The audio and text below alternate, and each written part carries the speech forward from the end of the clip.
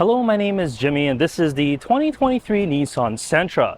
This is the Canadian spec SR Premium, which is the top most trim here in Canada. So it comes with every single option you can really dream of.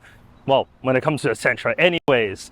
For 2024, there's already leaks and rumors of an updated front and rear end, as well as an updated infotainment system on the inside, but we'll gloss over that for now. We'll strictly talk about this model here. In Canada, the Sentra is Nissan's best-selling vehicle, and this actually outsells every single Infiniti model available. So this is actually very, very important. So let me tell you everything you need to know, starting with the looks. On the front end here, as this is the top trim, we do have these thinner LED headlamps. They are exclusive for this top SR model. On the bottom, we do have some LED fog lamps as well, but it's very distinctive here, especially with this V-motion grille in the center. On the side here, we got these 18-inch blacked out wheels. You got a blacked out mirror caps as well as blacked out top. And combined with this monarch orange, I actually really like it. And depending on like the curvature and where the sun shines on it, actually this paint just pops. I love the color that's on this. I mean, you can get silver, black, and white if you like as well, if you want to be a little bit more boring, but this stands out. You do get proximity door locks on the front, but sadly not on the rear.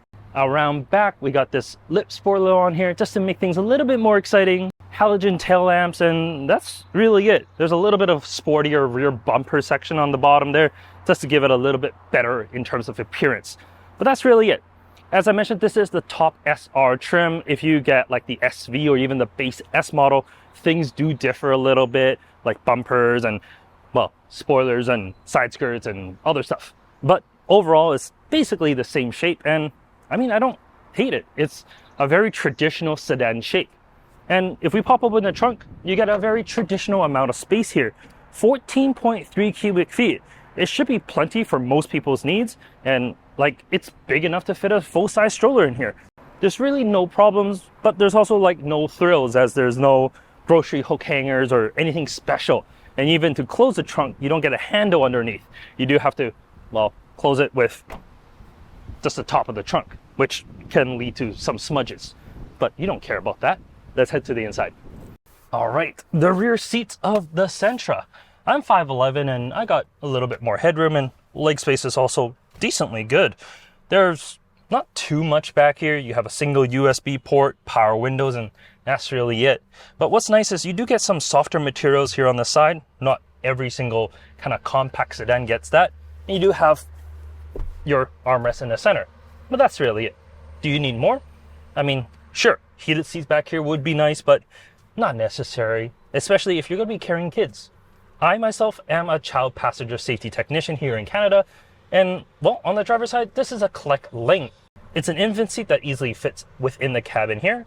No real issues getting this infant carrier in and out as well. The doors open decently wide for me to gain access to the cabin.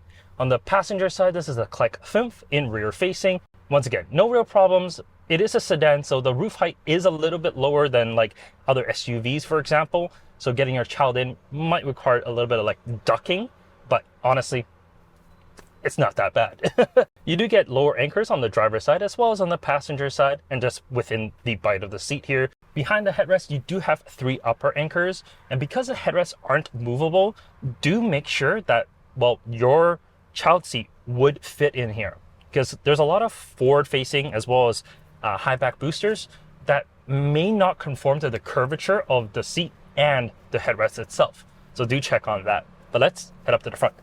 All right, the front seats. As I said, I'm 5'11", headroom, plentiful, legroom, pretty good here as well. I have the seat lowered all the way down so I get maximum headroom. And it's great. The seats themselves, they are heated. This SR premium trim that we have here comes with this pleather. It actually feels decently nice, very similar to like the soft text that you get in Toyotas. Don't mind it, and I like the orange stitching that they have on it. Just makes it, well, a little bit livelier in here.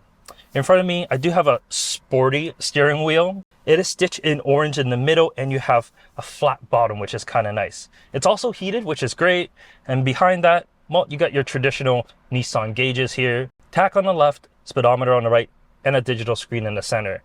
I mean, It's not bad. It shows you everything that you really need, and it's kind of more traditional look to it rather than like a full digital gauge that you may get in some other manufacturers these days. I don't hate it. No heads-up display, but that's fine. I mean, for the price of this vehicle, I don't really expect that. As for the infotainment, this isn't the latest from Nissan, like the Rogue has. It's slightly older, but I think it still works fine.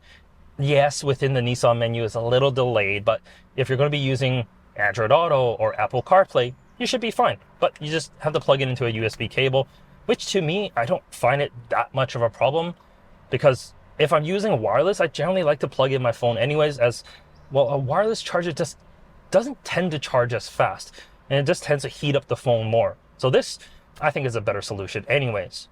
As far as the rest of the interior goes, it's actually quite nice. You get soft touch plastics on the side here, and as well as the door cards. They're actually really, really nice and comfortable. Same thing with the armrests. No issues with that. I actually really like these vents in the center. They kind of remind me of like the Audi A3, just because they're circular and that's really the only other vehicle. I think like the AMG GT also has that, but I guess the A3 is closer in comparison. You get a dual zone climate control down beneath. I mean, it's absolutely fine in there. You got stitching on the dash. Like I said, no real issues or problems. Everything is kind of where you expect it to be. The only thing that's a little out of place is the handbrake. So on the manual version of the Sentra, which I drove back in 2021, you get a manual handbrake in the center because, well, this whole armrest and center console is completely different. In here, you don't get a manual handbrake. So you would think, oh, maybe there's an electronic one somewhere. But no, it's actually a foot brake on the bottom, which is just super odd on a sedan. I don't remember the last time I've seen a sedan with a foot brake. But chances are, you won't use it. So it's completely fine. Let's talk a little bit about the powertrain before we head out on the road here. Underneath the hood, it's a 2-liter naturally aspirated 4-cylinder. It makes 149 horsepower and 146 pound-feet of torque. Made it to that, in this model, a CVT. Now, before you say, ugh, I hate CVTs, well, good thing for you is that's not the only option, because you can get a 6-speed manual, and not only on the base model like some other manufacturers. You can also get it on the SR trim. So on the sporty trim, you can still get a 6-speed manual, which is absolutely great. And to be honest, if you're complaining about a CVT, you probably know, well, how to drive manual anyways. So that's going to be your pick. And even like Toyota and Honda, they don't even give you that option. The CVT is, well, a very general audience type of transmission, and it honestly does great work for most case scenarios. When you're driving along, it's fine. When you're accelerating hard, like I'm going to do right now, yeah, it's a little buzzy. There are some fake shifts that it goes through, but you get up to highway speeds in a decent amount of time. And let's be honest, you're not going to be flooring it every single second that you're driving this vehicle. So I don't think it's that bad. And this CVT has a little sport mode button, which is a little hidden on the shifter itself. And when you press that, a little S comes up next to the D indicator, and it keeps the rev up a little bit higher, so you're able to get a little bit more response from that little 2-cylinder. Sorry, 2-liter, not 2-cylinder. Could you imagine a Sentra with 2 cylinders? Like I said, this is not like some sports car or anything like that. It's a general audience type of vehicle. And if you pick this, you're more concerned about the fuel economy than anything else. And I'm happy to say I'm averaging actually pretty good, 7.8 liters for 100 kilometers in my mixed driving right now. And it's the 5th day I've been driving this, so it's actually a decent average. Not too bad, actually. And that's the main thing, right? If you're looking for just an average everyday sedan, you're more, concerned about that, how much space it has, rather than like the driving dynamics. But Nissan didn't really just give up on the driving dynamics here. Sure, the steering is still a little vague, but it actually has a little bit of weight to it, so I don't hate it. And the suspension is actually tuned very, very well. You get a multi-link setup in the rear that even like the new Mazda doesn't have. That's a trailing arm suspension. This is much more complicated and takes more engineering hours to make that system work. And honestly, it rides really, really well. On bigger bumps, the dampers, they soak up all the bumps that it needs.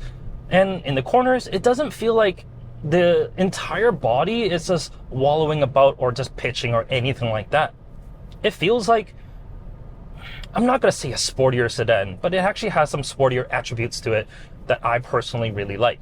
Don't get me wrong, it's not firm. It's not going to be something that breaks your back by any means, because it's not designed for that. Once again, the suspension is good enough to soak up all the bumps and any other things that needs to be soaked up. These seats are great for. Nissan calls them their zero gravity seats, but let's be honest, they're just great seats. They provide ample of support. Now on this top SR trim, I do get a power driver seat as well, which I really, really like. That's really it. This aspect is almost $31,000. It's like $30,700 Canadian with freight and PDI here in BC.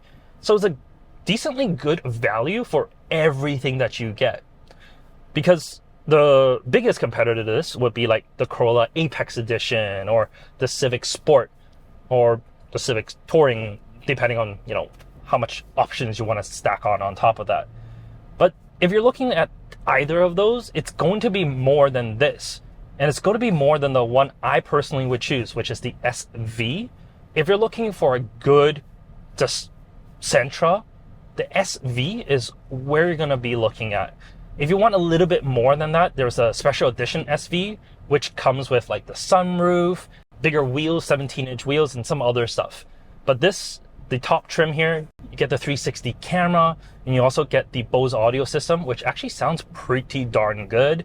You get these pleather seats, which I like, and you got the thinner LED headlamps up front, which I honestly could care less about, because the one down, the regular LED headlamps, still are fine. So like, I don't mind those ones comparing to this, but it's still better like the base halogen ones that you can get. Honestly, I see no faults with this car. It's a very good base for a lot of people, and I can see why, at least here in Canada, it's the best selling car that Nissan makes. Yes, in the US, it's the second best. I think the Altima is higher than this, but still, it's one of the vehicles that actually makes a whole lot of sense.